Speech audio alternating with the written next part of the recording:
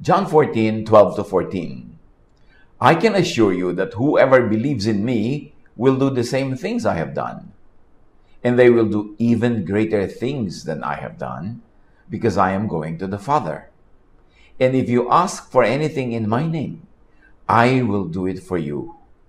Then the Father's glory will be shown through the Son. If you ask me for anything in my name, I will do it. Sabi ni Jesus. Ang pamagat ng ating pag-aaral, the same and even greater. Balikan natin, isa-isahin ang mga verses na ito at hanapan natin ang dagdag na liwanag through some ideas of quantum physics. Alam niyo naman yun ang ating flavor of the month ngayon na lente, na lenses through which we want to magnify what Scripture could mean to us today. John 14:12-14, and this time, verse 12. I can assure you that whoever believes in me, sabi ni Jesus, will do the same things I have done. Pakatandaan ninyo, ang nananalig sa akin ay makagagawa ng mga ginagawa ko. Sa quantum entanglement, when two or more particles link up in a certain way, no matter how far apart they are in space, their states remain linked. Affecting one of the particles instantly affects the other. One event will impact another even if these are far apart. So entangled particles will always be connected. Whatever is done to one will instantly affect the other. So I can assure you, sabi ni Jesus, that whoever believes in me will do the same things I have done. This could mean na pag entangled or connected or related ka kay Jesus, you can also do what He can do. Kasi ang entangled pair ay nawawalan na ng self-identity. They will work as a pair, always. Nagiging isa na kayo. Kaya tayo ay nakikipag-isa kay Jesus sa pamamagitan ng pananalig. At kung titingnan natin yan through quantum physics, ay parang nagkakaroon ng entanglement. Kaya kita itong katotohanan na ito sa Matthew 25:40-45. Sasabihin ng hari, tandaan ninyo, nang gawin ninyo ito sa isa sa mga alagad ko, siya man ang pinakahamak, ako ang inyong tinulungan. So nakakita natin dito na entangled yung hari at yung mga pinakahamak niyang lingkod. Kung ano ang gawin mo sa lingkod, ituturing ng hari na ginawa mo sa kanya. In fact, ginawa mo rin sa kanya. At sasabihin sa kanila ng hari, tandaan ninyo, nang pagkaitan ninyo ng tulong ang isa sa pinakahamak sa mga ito, ako ang inyong pinagkaitan. So sa quantum entanglement enables particles to affect each other instantaneously across any distance. Entangled particles would remain connected even if they were on opposite sides of the universe. Kaya yung eternal security na madalas ay pag-usapan, pagtalunan pa nga, for those entangled with the Father through the Son Jesus, through Jesusness, through love and grace, can be possible. Pag nakipag-isa ka na kay Kristo, at si Kristo ay nakikipag-isa sa Ama, di parang nakipag-isa ka na rin sa Ama, so nagkakaroon ka ng eternal security. Paano ka mawawalay sa Kanya kahit kailan? John 1:12-13, but some people did accept Him, meaning got entangled with Jesus. They believed in Him, and He gave them the right to become children of God. They became God's children, but not in a way that babies are usually born. And parenthetically, I ask, but by entanglement? It was not because of any human desire or plan. They were born from God Himself. So get entangled with Jesus, with love, with grace, with Jesusness. Be one with Jesus. John 1:12, subalit ang lahat ng tumanggap at sumampalataya sa Kanya ay binigyan niya ng karapatang maging mga anak ng Diyos. In other words, entangled with God. Acts 16:31.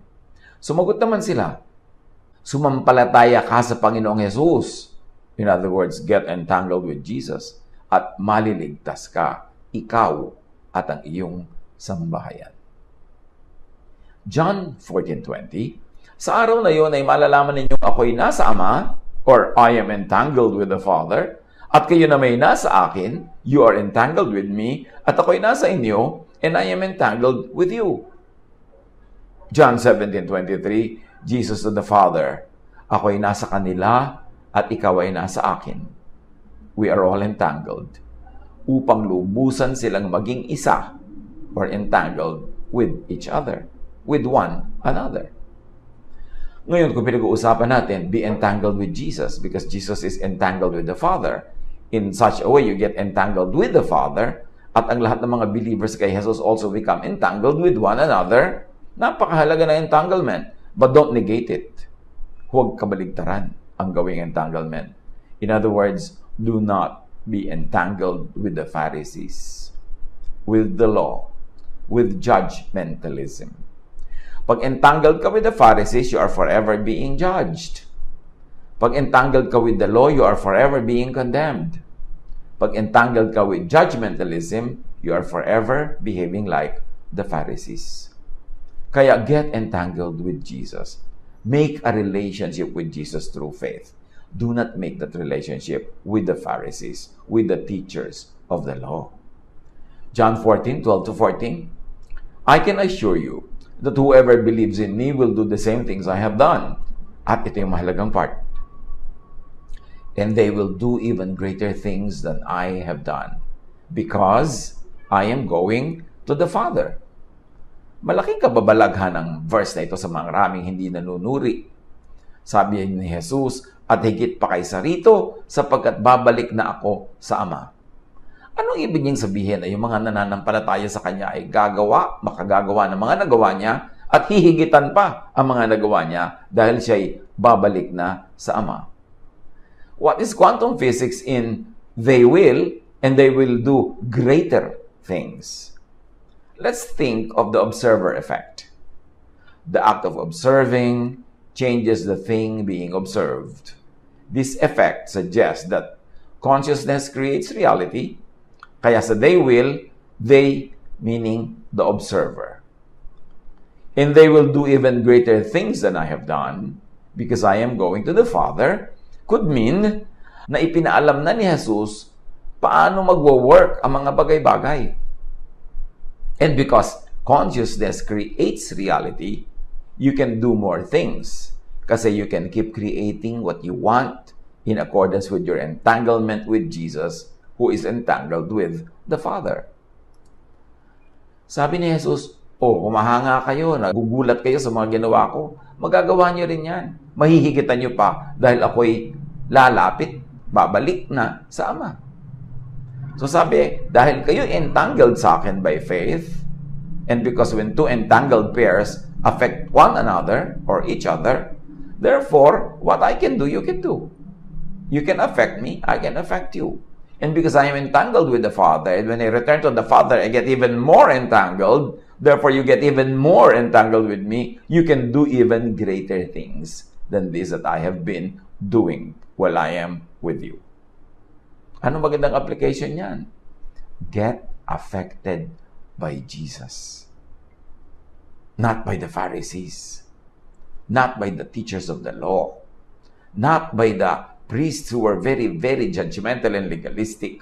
John 15:5, ako nga ang puno ng ubas at kayo ang mga sanga, sabi ni Jesus. In other words, we are entangled.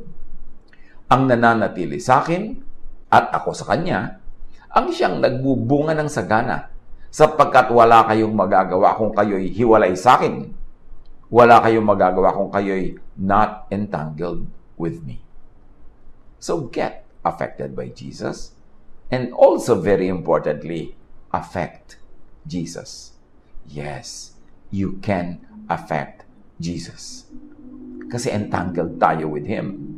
John 14:14, Kung hihiling kayo ng anuman sa aking pangalan, ito ay aking gagawin. O ayaw nyo pa bang patunayan niya that you and I can affect Jesus by faith? Because we believe in Him and we are entangled with Him. So ano ang dapat atupagin ng mga mananampalataya? Think of Jesus.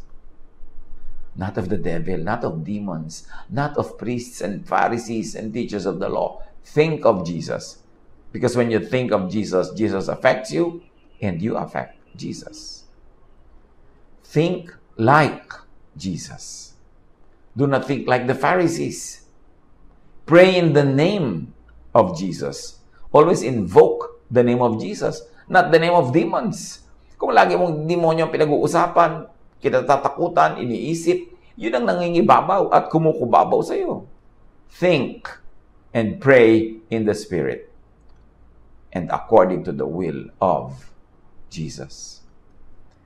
Pray in the essence of Jesusness and love. Na lahat dapat ng takbo ng ating prayer empowered by love, motivated by love, and bears fruits of love.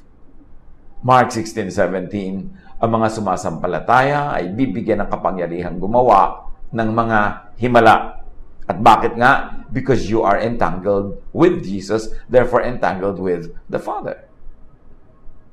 Therefore observe, think, pray, as Jesus would. Yung tinatawag sa quantum physics na observation, thinking lang yun, praying. Pagka iniisip mo, tinitingnan mo, sinusukat mo, observation yon, and you always affect what you observe.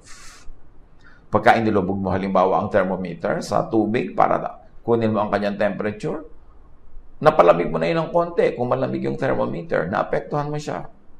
Pagka maglalagay ka ng hangin sa gulong ng kotse, medyo susundutin mo yung butas doon para lumabas ng konti yung hangin, para malagyan mo ng bagong hangin, naapektuhan mo siya, no matter how small. Hindi mo pwedeng hindi maapektuhan ang iyong bagay na pagtutuunan mo ng pansin. Kung pagtutuunan mo ng panalangin, ng iyong mga desires, yun ang iyong binubuo para magpunta sa iyo in reality.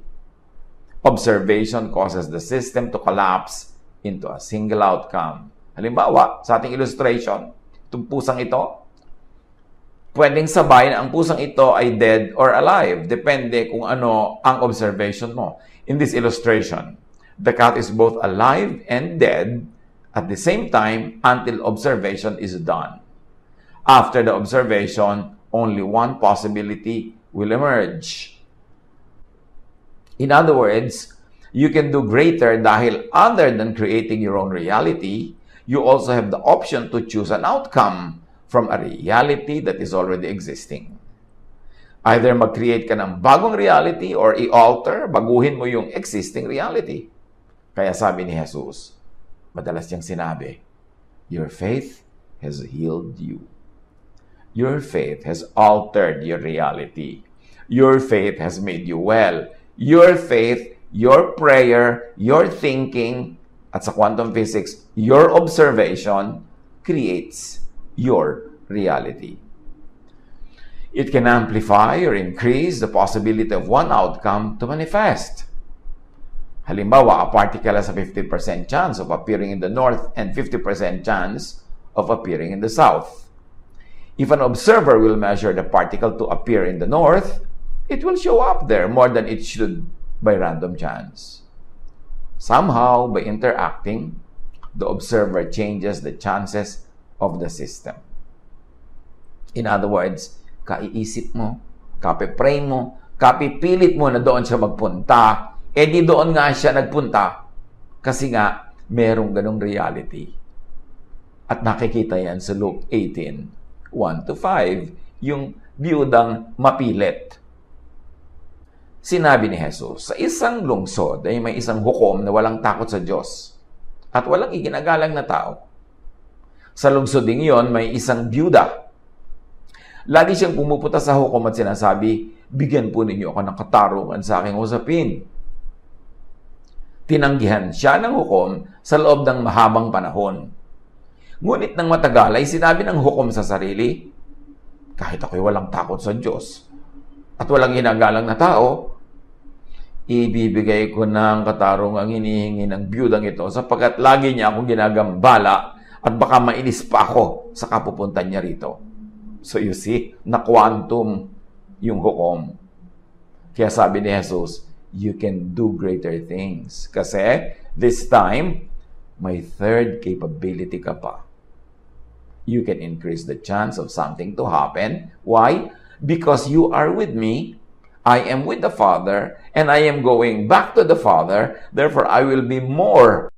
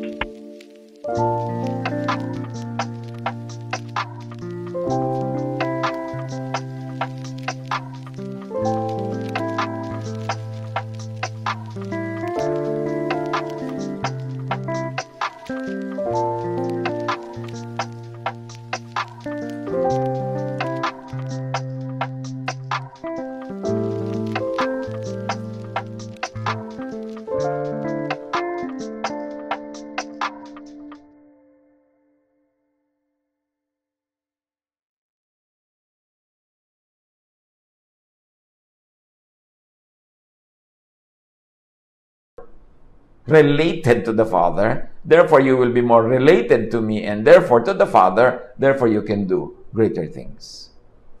In greater, there is amplification of probability because of the observer's interaction with the system. So, from these examples, ang believer ay may tatlong pwedeng gawin if you look into quantum physics lenses. 1, mag-create ng sariling reality. 2, pumili ng outcome na gusto mo sa isang existing reality. 3, pataasin ang chance na mangyari ang gusto mong mangyari based sa mga choices na nakalatag na. So, what is quantum physics in I am going to the Father?